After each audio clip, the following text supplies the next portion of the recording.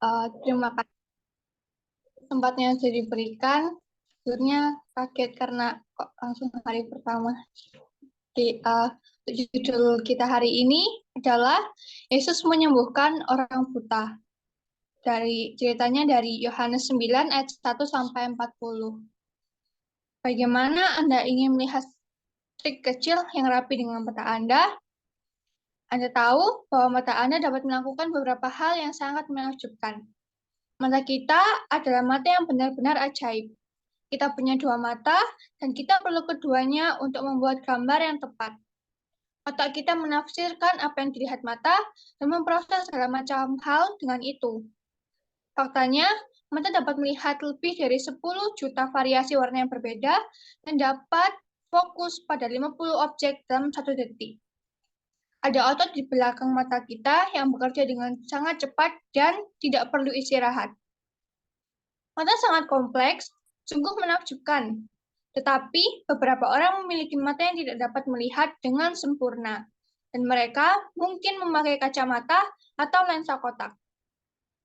Beberapa orang tidak dapat melihat sama sekali. Bisa kita bayangkan jika yang bisa kita lihat hanyalah tidak ada apa-apa, hanya kegelapan. Itu akan menantang, seperti halnya waktu tiba-tiba mati lampu, langsung gelap semuanya. Kecuali kalau misalnya kita main HP, di depan gini, tiba-tiba lampunya mati, cahayanya langsung kita semua, itu jadinya kayak sakit banget. Kita tidak bisa menonton kartun, atau menemukan warna kemeja favorit kita. Kita bahkan nggak bisa nentuin apa warna favorit kita kalau kita nggak tahu, nggak bisa melihat. Atau kita nggak bisa bermain ponsel dan video games. Akan sulit untuk tidak melihat. Dalam kisah Injil hari ini, Yesus bertemu dengan seorang pria yang tidak bisa melihat. Pria ini terlahir buta. Dia tidak pernah melihat sekali seumur hidupnya.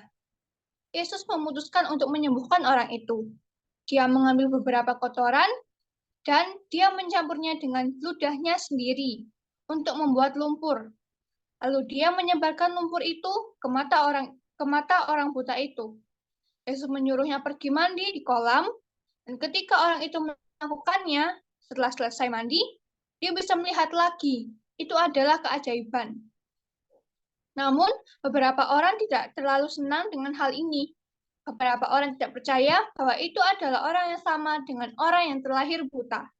Beberapa orang marah karena Yesus bekerja pada hari Sabat kudus, karena dia membuat lumpur dan menyembuhkan seseorang.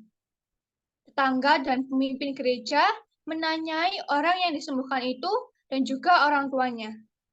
Mereka sangat curiga dan kesal, sehingga mereka tidak menghargai keajaiban besar ini. Mereka memejamkan mata dengan cara tertentu. Tahukah kita jika kita memiliki mata di hati kita, tentunya bukan bola mata yang sebenarnya.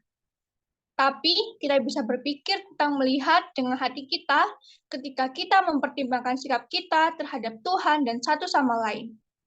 Jika pikiran dan tindakan kita terfokus pada diri sendiri, sulit untuk memiliki visi atau melihat di luar masalah dan kebutuhan kecil kita sendiri. Kita mungkin dapat melihat sesuatu dengan mata kita, tapi kita akan dibutakan terhadap apa yang Tuhan lakukan atau terhadap hal-hal yang dibutuhkan dan dilakukan orang lain. Ini seperti menutup mata atau memakai kacamata yang tidak memungkinkan kita untuk melihat sekeliling.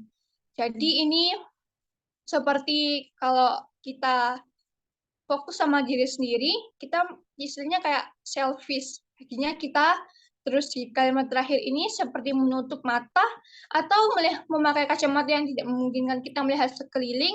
Itu kalau kayak kita lihat ada kuda yang dipakai untuk delman, itu kan matanya kanan kirinya pakai kacamata yang hitam yang nggak bisa nembus apa-apa, jadinya kudanya cuma lihat lurus ke depan, nggak bisa lihat kanan kiri.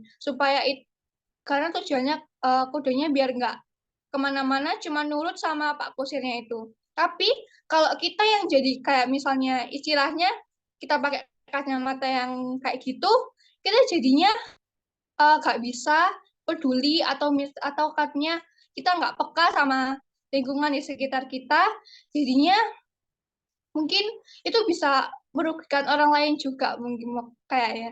Karena kan kita pikir kalau kita lihat diri sendiri, kita cuma fokus sama kita merasa nggak, oh ya nggak apa-apa, ini kan aku kayak gak bakal ada rugi. Tapi kalau dari perspektif orang lain, itu mungkin bisa merugikan orang lain. Karena kalau kita kan sebagai manusia juga kita perlu sosialisasi, kita perlu orang lain, tapi kalau kita nggak ngerti apa yang dibutuhkan orang lain itu nggak bisa dapat apa yang misal minta tolong bantuan, jadinya mereka mungkin agak rugi atau bisa saja mereka nggak suka sama kita.